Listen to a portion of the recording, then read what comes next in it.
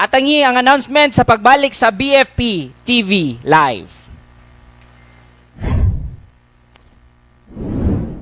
Maayong adlaw mga higala, ani nga kita karon sa Dalan and Bacalso Avenue.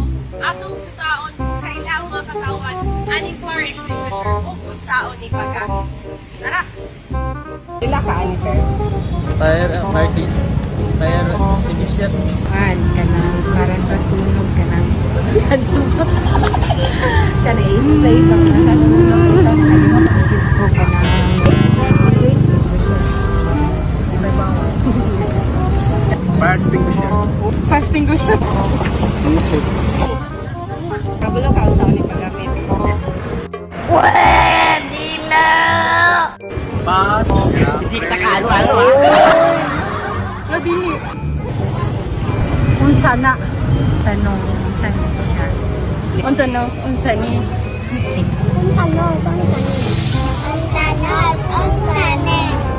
Untanos, unsa ni? May adlaw mga ka-viewers, kini si F02 Dave HontaKNOWS para sa HontaKNOWS. No.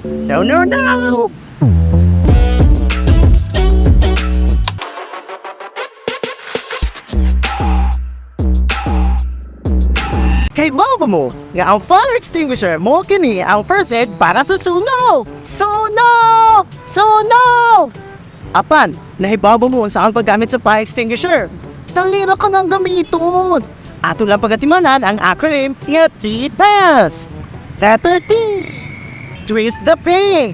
Imo isuon ang pin. Kaya uban para X na sila ay seal. Mula iniglisyon mo sa pin, maputol ang seal. Letter P. For the pin. Imong ibdan ang pin. Kaya ang pin na nagsilbi na siyang lock gikan sa handle o sa squeezing lever. Shhh. Letter A.